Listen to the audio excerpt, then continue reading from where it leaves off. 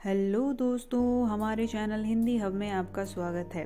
दोस्तों, आज का जो हमारा वीडियो है वो होने वाला है हिंदी पेडागोजी पर, क्योंकि जो सीटेट का एग्ज़ाम है 2022 का वो दिसंबर में होने वाला है, जिसकी दृष्टि से काफ़ी ज़्यादा इम्पोर्टेंट क्वेश्चन होंगे आपके लिए। तो चलिए शुरू करते हैं।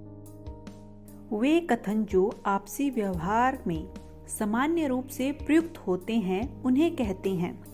आपके पास 4 ऑप्शन हैं: अनौपचारिक कथन, औपचारिक कथन, प्रासंगिक कथन या तर्कसंगत कथन। तो आपको इन 4 ऑप्शन में से सही जो आंसर है वो टिक करना है। तो इसका सही आंसर है अनौपचारिक कथन, ऑप्शन ए बिल्कुल सही है।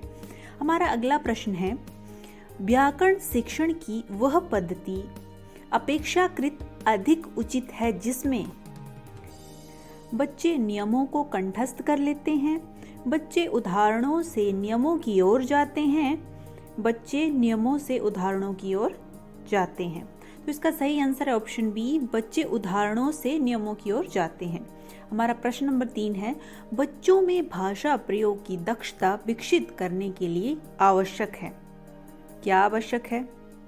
उन्हें सुनने और बोलने की पूरी आज़ादी हो, उन्हें कविताएं याद हो, उन्हें मुहावरे याद हों, वे किसी वक्ता के साथ रहते हों।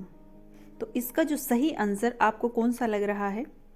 इसका सही आंसर जो होगा वो होगा ऑप्शन ए, उन्हें सुनने और बोलने की पूरी आज़ादी हो। ठीक। हमारा अगला प्रश्न है, मोना अक्सर लिखते समय शब्दों के अक्षरों को छोड़ देती है, जैसे पढ़ती को पति, अभिनव को अनव लिखना। इसका सबसे उपयुक्त कारण हो सकता है कि उसे लिखना रुचिकर नहीं लगता हो, उसके विचार और लिखने की गति में सामंजस्य ना हो, उसके विचारों में स्पष्टता ना हो, उसे मात्राओं का ज्ञान ना हो। और इसका सही आंसर है ऑप्शन सी।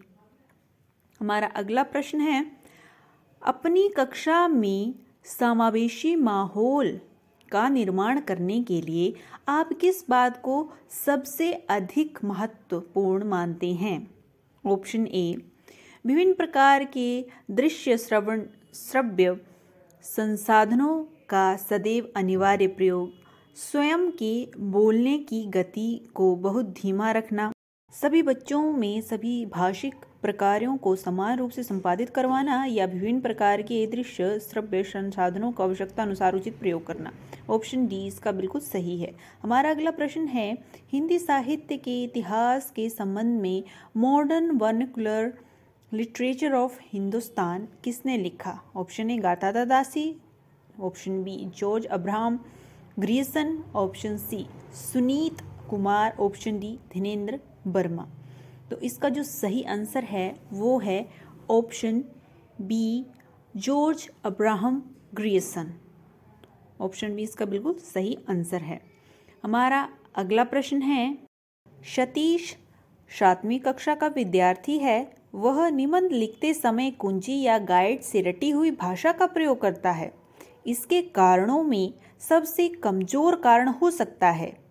ऑप्शन ए, उसकी लिखित भाषा पर पकड़ नहीं है, ऑप्शन बी, उसमें विचार करने का सामर्थ्य नहीं है, ऑप्शन सी, सृजनात्मक लेखन की शिक्षण पद्धति उचित नहीं है, ऑप्शन डी बिल्कुल सही है, उसकी मौखिक भाषा बेहद कमजोर है। हमारा अगला प्रश्न है, उच्च प्राथमिक स्तर पर हिंदी भाषा शिक्षण का एक सर्वाधिक महत्वपूर्ण उद्देश्य है, और वो उद्देश्य क्या है? ऑप्शन ए, बच्चों में कहानियों को शब्दांश दोहराने की क्षमता का विकास करना, बच्चों को व्याकरण के नियमों को कंठस्थ करवाना, बच्चों को पाठों के अंत में दिए गए उदाहरणों का अभ्यास करवाना, या ऑप्शन डी, बच्चों में समझ के साथ पढ़ने और लिखने की क्षमता का विकास करना। और ऑप्शन डी बिल्कुल सही है। तो thank you guys watching for my video. Please like, share and subscribe to my channel. Thank you.